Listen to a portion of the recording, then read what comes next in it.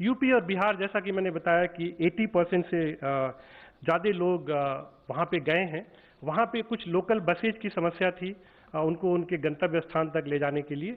फिर हमने receiving state से ये बातचीत करके वहाँ पे लोकल ट्रेनें लगाई हैं, जो हमारी मेमू और डेमू ट्रेन होती है उसको हमने लगा रखी है, इस खास करके यूपी और बिहार में।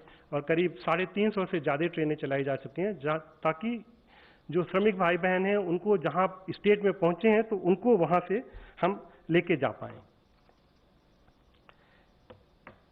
ये जो ट्रेनें हमने चलाई वहां से, उसमें ओरिजिनेटिंग स्टेट पे सारी व्यवस्था ओरिजिनेटिंग स्टेट ने करी। उनकी स्क्रीनिंग की व्यवस्था, उनके मेडिकल कंडीशन की जो जांच थी उसकी व्यवस्था, उनके खाने पीने की व्यवस्था, उनको बसेज में लेके आए। और जो ट्रेनें थीं वो, अगर मैं नेक्स्ट स्लाइड पे जाऊं तो आपको ये बताना चाहता था कि चूंकि ओरिजिनेटिंग स्टेट पे बहुत सारी व्यवस्था उनको करनी पड़ती है, तो ज़्यादा ट्रेनें हमारी 14 बजे से 24, 2 बजे से 12 बजे मिडनाइट तक ज़्यादा ट्रेनें हम चला पाए। और जो सुबह के समय था, चूंकि उनको तैयारी में टाइम लगता था, सुबह के समय कम ट्रेनें चली। और जो एक ये वाला बैंड है 14 से 24 का, इसमें सबसे ज़्यादा ट्रेनें चली। और जो ट्रेनें हमने शुरू में प्लान की थी कि हर आधे घंटे पे चलाएंगे, वो हमको हर 5 मिनट 10 मिनट पे चलानी पड़ी। एक ये फिगर आपको बताना चाहता हूं, क्योंकि काफ़ी इस तरह की रिपोर्ट्स आ रही हैं कि ट्रेनों को डाइवर्ट किया गया। इसमें देखिए 3 फेज में आपको देखने की ज़रूरत है। 1 से 19 मई के बीच में कोई भी ट्रेन डाइवर्ट नहीं हुई। फिर जो तीसरा फेज देखेंगे, 25 से 28 मई के बीच में कोई भी ट्रेन डाइवर्ट नहीं हुई। ये जो एक बीच का फेज है 20 से 24 मई, जो 20 से 24 मई का जो फेज है, जैसा मैंने आपको बताया कि स्टेट गवर्नमेंट से जैसे जैसे डिमांड आती थी, रेलवे ने पूरी कोशिश करी कि उस डिमांड को हम तुरंत मीट करें। अगर हम किसी स्टेट गवर्नमेंट ने आज हमको रिक्वायरमेंट दी, हमारी पूरी कोशिश होती थी कि कल उसके लिए हम ट्रेन चला पाएं। जो ये 20 से 24 का जो बैंड देख रहे हैं, इसी बैंड में एक दिन 279 ट्रेन चली और बाकी 3 दिन भी 250 से ज़्यादा ट्रेन चली। एक दिन 265 चली, एक दिन 270 चली, ये रिक्वायरमेंट के हिसाब से। और ये जो ट्रेनें गईं, उसमें 90% ट्रेनें, जो ये इस 20 से 24 का जो पीरियड है, 90% ट्रेनें ये यूपी और बिहार को गईं। तो ये जो 4 दिन का पीरियड ऐसा आया जिसमें कि जो यूपी और बिहार के जो नेटवर्क थे वो कंजेस्ट हो गए। तो मैं आप लोगों को बस ये बताना चाहता हूं कि 3840 ट्रेनें, उसमें से केवल 71 ट्रेन, 1.8% ट्रेन, वो भी खाली 4 दिन के लिए हमने डाइवर्ट करी। और इसलिए करी कि उस दिन हम अपने जो स्टेट गवर्नमेंट्स की रिक्वायरमेंट थी उसको हम मीट विथ करना चाहते थे। और उस रिक्वायरमेंट मीट विथ करने के लिए हमको ज़्यादा ट्रेनें चलानी पड़ी, रूट नेटवर्क कंजेस्टेड हो गया। और उसको जो एक हम लोगों का स्ट्रेटजी होती है, जो एक स्टैंडर्ड प्रोटोकॉल होता है, उससे की।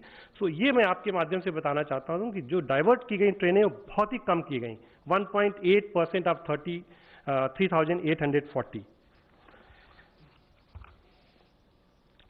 जो दूसरी चीज़ मैं आप लोगों के माध्यम से बताना चाहता हूँ कि ये एक वैश्विक महामारी का समय है और पूरे विश्व में ये आज समस्या है। और इस पीरियड में हमको हर तरह के प्रिकॉशंस लेने हैं। हमारे जो श्रमिक भाई बहन हैं उनको हमको उनके गंतव्य स्थान तक पहुंचाना है, उनकी सुरक्षा का ध्यान रखना है। और उनको जो पहुंचा रहे हैं वो भी हमारे रेलवे के 12 लाख श्रमिक भाई बहन हैं। जो रेलवे के 12 लाख श्रमिक भाई बहन हैं, वो दिन रात 24 घंटे इसके लिए काम कर रहे हैं, चाहे वो ट्रैक का मेंटेनेंस हो, चाहे वो कोचेज का मेंटेनेंस हो, चाहे सेफ्टी का मेंटेनेंस हो। और उन्होंने ये काम करके जो 3840 ट्रेनें चलाईं, सभी ट्रेनें अपने नियत रूट से गईं, केवल 71 ट्रेनें डाइवर्ट हुईं। और आपको एक चीज़ मैं ये बताना चाहता हूँ, काफ़ी मैंने रिपोर्ट देखी, तकलीफ होती है, हमें तकलीफ इसलिए होती है कि जो हमारे 12 लाख रेलवे के श्रमिक भाई बहन हैं उनके मनोबल पे कहीं असर पड़ता है। कहा गया कि 9 दिन में कोई ट्रेन गई। मैं आप लोगों के माध्यम से ये बताना चाहता हूँ कि 3 दिन से ज़्यादा केवल 4 ट्रेनों ने समय लिया है। 72 घंटे से ज़्यादा केवल 4 ट्रेनों ने समय लिया है और वो ट्रेनें मणिपुर, जिरीबाम, अगरतला की तरफ जा रही थीं। 4 ट्रेनें छोड़ दीजिए 3840 में से, तो 3836 ट्रेनें 4 दिन से कम, 72 घंटे से कम में गई हैं वो। और वो भी उसमें 2 मेन फैक्टर थे जिसकी वजह से कुछ ट्रेनें विलंब हुई। एक फैक्टर ये था कि आसाम में लैंडस्लाइड हुआ, लैंडस्लाइड में पानी आ गया, 12 घंटे तक वो ट्रैक बंद करना पड़ा हमको सेफ्टी की दृष्टि से, और वहाँ पे हमें ट्रेनें रोकी, 12 घंटे तक रोकी, और जितने भी उसमें मुसाफिर थे उनको एक ऐसे स्टेशन पे रोका जहाँ पे कि हर चीज़ की व्यवस्था थी।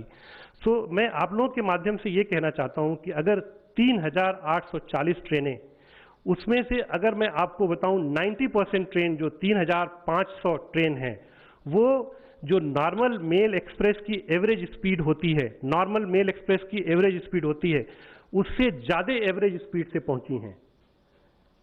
3500 ट्रेनें उसके ज़्यादा एवरेज स्पीड से पहुंची हैं जो नॉर्मल मेल एक्सप्रेस होता है। केवल 10% ऐसी ट्रेनें हैं जिनमें 2 घंटे से 4 घंटे या 5 घंटे का विलंब हुआ है। और जैसे कि मैंने आपको बताया कि केवल महज 4 ट्रेनें हैं जिन्होंने 72 घंटे से ज़्यादा लिया। उसके जो रीजन मैंने बताए कि एक तो उनका लंबी जर्नी थी, वो मडगांव से जाके जिरीबाम जाना था, उसको बीच में लैंडस्लाइड मिल गया।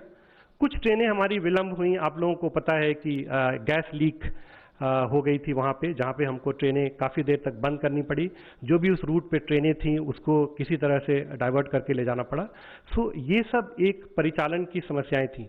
लेकिन मैं अपने श्रमिक भाइयों बहनों को बताना चाहता हूँ कि रेलवे और पूरा भारतीय रेल परिवार, जो हमारे 12 लाख श्रमिक भाई और बहन हैं, वो 24 घंटे काम कर रहे हैं आपको बिल्कुल सुविधा के साथ पहुंचाने के लिए। आपको जो भी खाने पीने की दिक्कतें हुई हैं वो उसको डेली बेसिस पे एनालाइज करके हम लोग कर रहे हैं। और एक ये वैश्विक महामारी का समय है, नॉर्मल समय नहीं है। नॉर्मली IRCTC अपने कॉन्ट्रैक्टर के थ्रू खाने की व्यवस्था करता है। आज का समय ऐसा है कि जो हमारे कॉन्ट्रैक्टर हैं उनको लोग काम करने के लिए नहीं मिल रहे हैं, कोचेज में जाके खाना डिस्ट्रीब्यूट करने के लिए लोग नहीं मिल रहे हैं। फिर जो ये भारतीय रेल के जो हमारे श्रमिक भाई बहन हैं वो आगे आए, हमारे स्काउट्स गाइड्स आगे आए और सब लोग आगे आए। कई जगह पे ऐसे हुआ कि जो भारतीय रेल परिवार की महिलाएं हैं उन्होंने टेम्परेरी किचन बनाए, पूड़ियाँ तली, सब कुछ बनाया अपने आप। तो इस तरह से एक पूरा प्रयास करके हम लोगों ने कोशिश करी। और ये जो सबसे अंत में मैं आप लोगों के माध्यम से अपील करता हूं कि ये मिनिस्ट्री ऑफ हेल्थ की भी एडवाइजरी है, मिनिस्ट्री ऑफ होम की भी एडवाइजरी है कि जिन लोगों को कुछ मेडिकल कंडीशंस हैं, जो प्रेग्नेंट लेडीज हैं, वो अगर यात्रा से बचें तो अच्छा रहेगा।